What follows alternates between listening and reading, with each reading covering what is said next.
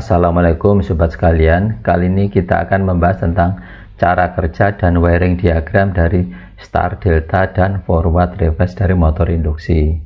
Jadi wiringnya ini adalah gabungan dari wiring diagram start, delta, dan forward reverse. Ini ada salah satu contoh gambaran dari panel start, delta, forward reverse. Ini adalah skematiknya.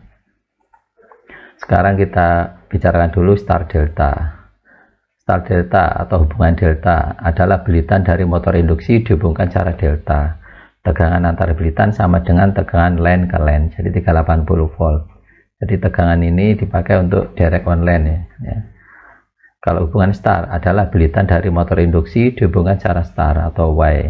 Tegangan antar bilitan sama dengan tegangan line ke netral, jadi seperti tegangan 220. Sedangkan forward dan reverse, kontrol motor ini mengatur dua arah putaran, yaitu forward searah jarum jam atau clockwise atau CW, dan reverse berlawanan arah jarum jam atau counter clockwise atau CCW istilahnya. Nah, sekarang kalau kita lihat kenapa harus start delta ya, kalau kita lihat karakteristik dari starting motor, kalau kita menggunakan ini karakteristik delta, kemudian kalau kita menggunakan karakteristik dari start ya, kalau kita lihat arusnya ini hubungan antara kecepatan rotor speed dan arus dari motor pada saat full load. Kalau kita gunakan start, hubungan start ya, di sini besarnya arus adalah 2 kali dari FLC, sedangkan kalau hubungan delta bisa sampai 7 kali 6 atau 7 kali dari FLC. FLC itu full load current, arus beban penuhnya. Jadi kenapa starting motor itu harus mengkonfigurasi starting awal adalah start, kemudian baru delta ya, seperti itu, untuk mengurangi besarnya arus di awal-awal. Ini untuk start connection currentnya seperti ini.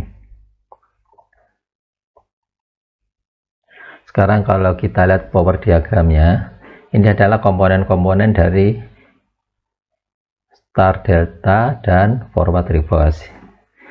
Di sini adalah MCB 3 pas, kita ambil contoh untuk motor induksi 3 pas. Ini MCB 3 pasnya, kemudian kontaktor untuk forward, yang sebelah kanan kontaktor untuk reverse-nya. Kemudian di sini adalah kontaktor untuk delta, kemudian kontaktor untuk hubungan star ya, kemudian ini adalah overload relay-nya. Ini adalah power diagramnya. Sekarang kalau kita lihat kontrolnya sekarang, kontrol wiring untuk forward reverse start delta. Nah, di sini ada 2 buah lampu indikator, yaitu indikator untuk kontrol on ya, untuk menunjukkan bahwa kontrolnya sudah masuk, kemudian overload lamp, lampu untuk menunjukkan overload. Kemudian di sini ada tombol forward, di sini ada tombol reverse-nya, kemudian tombol stop. Ini adalah kontak dari overload relay-nya, ada 2, normally close, di sini adalah normally open. Kemudian di sini adalah coil dari kontaktor forward, ini adalah coil kontaktor reverse. Kemudian di sini ada timer, kemudian ini adalah kontaktor star, dan kemudian kontaktor delta. Ini adalah kontak-kontaknya, auxiliary kontak dari masing-masing kontaktor ini ya. Sekarang kita lihat cara kerjanya. Kita mulai dengan cara kerja untuk gerakan forwardnya ya. Saat suplai tegangan 1 pas ya, sebagai tegangan kontrol masuk, lampu kontrol on ya. Jadi di sini lampu warna kuning akan menyala, di sini kontrolnya on, sudah masuk dengan tegangan 220. Sekarang pada saat tombol start forward ditekan, di sini ditekan, arus mengalir mengaktifkan coil kontaktor CFD di sini. Kontak CFD dari posisi off ke on. Nah, di sini kontak CFD itu di sini dari posisi off ke on masuk ya. Kemudian kontak CFD 1 di sini. CFD 1 dari posisi off ke on, sehingga kontaktor CRV dipastikan di sini mati ya, supaya tidak terjadi benturan. Kalau forward jalan, yang reverse juga harus mati. Ini gantian, dibantu oleh auxiliary kontak di sini, CFD1 dan CRV1. Nah, sekarang tombol stop fora dilepas, ini dilepas ya, harus tetap lewat kontaktor CFD ya, karena ini sudah masuk, walaupun sudah lepas ini sudah masuk ya, selama ini hidup ini akan tetap masuk. Kontak CFD 2 masuk di sini, kontak CFD 2 ini masuk, timer jalan.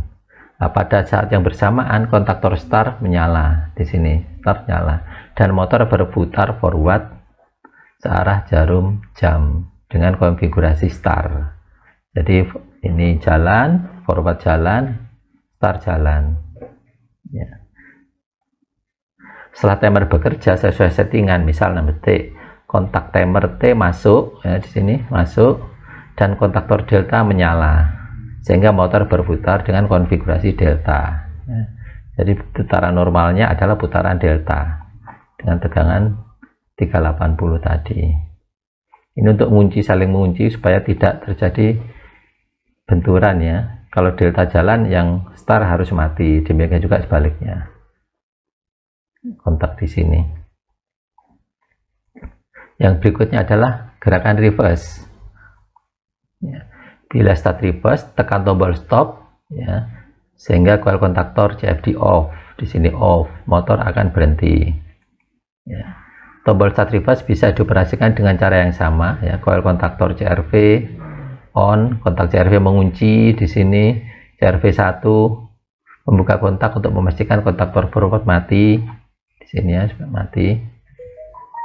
Kemudian tombol reverse dilepas, harus tetap lewat kontaktor CRV ya, karena dia sudah mengunci. Kontak CRV 2 masuk ya, di sini CRV 2 masuk, timer on atau menyala. Pada saat yang bersamaan kontaktor C start nyala dan motor berputar reverse dengan konfigurasi start. Sini. Selanjutnya, setelah timer bekerja sesuai settingan waktu, kontak timer T masuk, kontaktor delta nyala dan motor berputar reverse dengan konfigurasi delta ya. Ini adalah putaran normalnya. Sekarang kalau ingin stop running, tombol push button stop digunakan untuk mematikan motor ya. CFD atau CRF off, C delta off, kontak T berubah dari NC ke NO, sistem kontrol off ya, semuanya off. Sekarang kalau terjadi motor terjadi beban lebih atau overload relay digunakan untuk proteksi motor bila terjadi beban lebih. Saat terjadi overload, kontak OLR dari off ke on, ini dari off ke on sehingga lampu indikator menyala. Sedangkan kontak NC ini pada saat overload dia akan membuka sehingga tegangan kontrolnya akan mati dan motor berhenti berputar. Jadi pada saat overload tegangan kontrol akan mati. Ini untuk mengamankan motornya supaya tidak terbakar. Ya. Di sini adalah gabungan dari power diagram dan kontrolnya ya. Kalau tegangan kontrolnya ini tegangan 220 bisa diambil dari salah satu dari saluran 3 pas ini, line 1, line 2 atau line 3. Kalau di sini misalkan dipasang MCB 1 pas,